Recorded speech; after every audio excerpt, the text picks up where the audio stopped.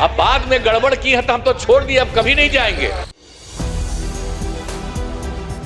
नमस्कार, मैं प्रियंका, आप देख रहे हैं 4 PM। भारतीय जनता पार्टी के दबाव में भरे सदन में सफाई देने को मजबूर हो गए नीतीश कुमार। क्या खरमास के बाद बड़ा खेला करने की तैयारी में हैं?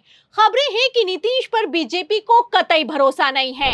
वरिष्ठ पत्रकारों ने भी दावा किया है कि नीतीश कुमार पलटी मारने की प्लानिंग कर चुके हैं। तो क्या इसीलिए अमित शाह ने कमान संभाली है? आखिर क्यों 89 सीटें जीतने के बावजूद बीजेपी बेचैन है? सवाल का जवाब आपको बताएंगे, लेकिन खबर में सबसे पहले नीतीश का प्लान लीक होते ही बिहार से दिल्ली तक कैसे हड़कंप मच गया है, खबर देखिए। खबर आप देखिए जी न्यूज की। देखिए, इस खबर में लिखा हुआ है कि संसद भवन में अचानक पीएम मोदी, अमित शाह समेत बीजेपी के सीनियर नेताओं ने क्यों की मीटिंग, बड़ा फैसला होने वाला है, पता चल गई बात। तो कौन सी बात पता चल गई है जिसके बाद बड़ा फैसला होने वाला है? आखिर क्यों अमित शाह ने बिहार में सरकार गठन के बाद अब तक का सबसे बड़ा एक्शन लिया है? फिलहाल दावा तो किया जा रहा है कि बीजेपी राष्ट्रीय अध्यक्ष का चुनाव होना है, लेकिन ये चुनाव तो पिछले लगभग 2 सालों से होना है। ऐसे में अचानक से मीटिंग बुलाने का मतलब क्या बनता है, सवाल खड़ा होता है। खेल समझिए। कल मैंने आपको खबर दिखाई कि कैसे नीतीश कुमार का पलटी मारने वाला प्लान लीक हो गया है। वरिष्ठ पत्रकारों ने दावा किया है कि नीतीश ने जेडीयू के 85, महागठबंधन के 35, सीपीआई के 6 और कुल मिलाकर 126 का फॉर्मूला तैयार कर लिया है। सूत्रों की माने तो तेजस्वी यादव ने भी अपनी रणनीति में बदलाव किया है और सॉफ्ट पॉलिटिक्स के जरिए आरजेडी नई राजनीति करने की तैयारी में है। मतलब साफ है कि बिहार में कुछ तो ऐसा होने वाला है जिससे अमित शाह भी घबरा रहे हैं। और कितना घबरा रहे हैं, खबर देखिए। इसमें लिखा हुआ है कि बिहार 101 में 89 सीटें जीतने के बाद भी बीजेपी बेचैन, 12 हारी सीटों की चिंता में अमित शाह के दरबार में हाजिरी लगी है। तो हारी हुई सीटों पर अभी भी अमित शाह की नजर गड़ी हुई है। अरे, जब प्रचंड बहुमत के साथ सरकार बन चुकी है बिहार में, तो इस तरह की मीटिंग बुलाने का मतलब क्या बनता है और बिहार के नेताओं को दिल्ली में लाइन हाजिर क्यों किया गया है, आप समझ सकते हैं। और नहीं समझ सकते हैं तो खेल समझिए। अगर नीतीश कुमार को हटाकर भारतीय जनता पार्टी के बिहार में सीटों के गणित की बात की जाए तो बीजेपी के पास 117 हैं, जिसमें बहुमत से 5 सीटें कम हैं। इसके उलट अगर नीतीश कुमार महागठबंधन के साथ चले जाते हैं तो उनके पास बहुमत से 4 सीटें ज्यादा हैं। ऐसे में Amit Shah single largest party बनने की तैयारी में जुट गए हैं और ये कोई हवाई बात नहीं है। खबर भी मौजूद है। खबर आप देखिए जागरण की। देखिए, इसमें लिखा हुआ है कि चिराग पासवान के साथ ही संपर्क में हैं। अब आरजेडी विधायक भाई वीरेंद्र सिंह के दावे से सियासी पारा हाई है। तो आरजेडी विधायक भाई वीरेंद्र ने दावा किया है कि चिराग की पार्टी के एमएलए हमसे बातचीत कर रहे हैं, लेकिन वो हमारी पार्टी के एक भी एमएलए को पाला बदलने के लिए राजी नहीं कर पाएंगे। फिलहाल इस खुलासे के बाद से नीतीश कुमार भड़के हैं और इतना भड़के हैं कि भरे सदन में पलटी मारने के सवाल पर सफाई देने के लिए मजबूर हो गए हैं। अरे भाई, अब हम तो 2 बार, अब तो थोड़ा आपको रखे हुए थे, तो कितना हम कमा किए थे। आप तो सब मेरा बतवा मान लेते थे, अब बाद में गड़बड़ की है तो हम तो छोड़ दिए, अब कभी नहीं जाएंगे। तो सुना आपने।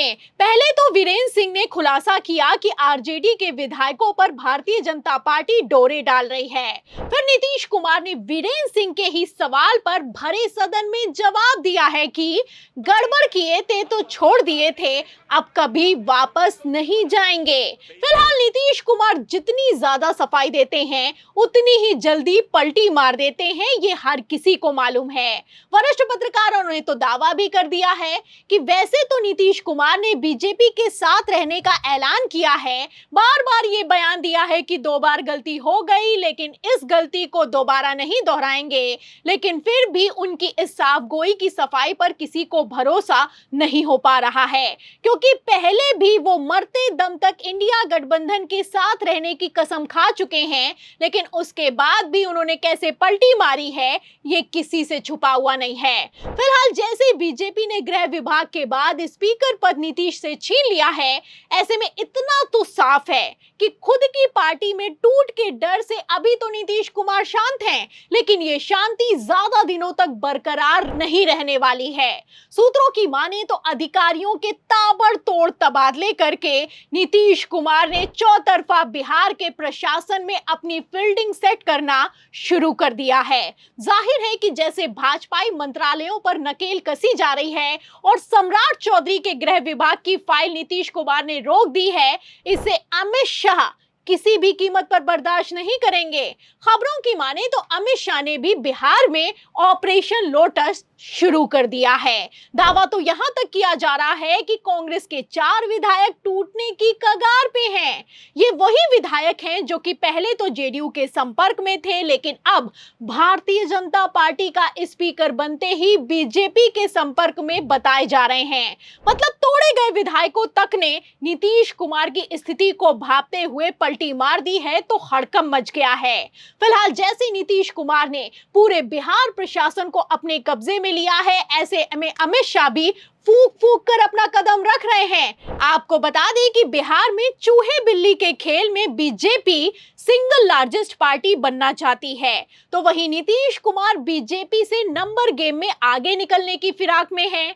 खबरें हैं कि नीतीश ने अचानक से नोटिफिकेशन जारी करके 5 अधिकारियों को निजी सचिव नियुक्त करके दोनों डिप्टी सीएम पर अपना शिकंजा कस लिया है। एक तरफ स्पीकर पद जाने के बाद से नीतीश अधिकारियों के जरिए भाजपाई मंत्रालयों पर नकेल कसे जा रहे हैं, तो वहीं दूसरी तरफ सूत्रों के हवाले से दावा यह किया जा रहा है कि नीतीश कुमार ने पलटी मारने की प्लानिंग कर ली है, इसीलिए भरे सदन में वो सफाई देने को मजबूर हो गए हैं। फिलहाल जितनी सफाई देते हैं उतनी ही जल्दी पलटी मार देते हैं नीतीश कुमार। ये बिहार की राजनीति को समझने वाले अच्छे से समझते हैं। खबरों की माने तो नीतीश कुमार पलटी तो मारेंगे, लेकिन सही समय पर, क्योंकि अभी पलटे तो जेडीयू टूटने का रिस्क है। फिलहाल जैसे हालात हैं, ऐसे में नीतीश कुमार का अगला कदम क्या होने वाला है और क्या अमित शाह महाराष्ट्र वाला खेल बिहार में लागू कर पाएंगे, इन सभी सवालों के जवाब में पूरी रिपोर्ट पर आपको क्या लगता है?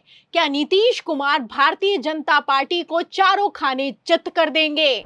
जो भी आप सोचते हैं हमें कमेंट बॉक्स में जरूर लिखें। वीडियो को ज्यादा से ज्यादा शेयर करें, हमारे चैनल को लाइक करें, सब्सक्राइब करें, ज्वाइन करें। फिर मिलते हैं अगली खबर के साथ, तब तक के लिए धन्यवाद।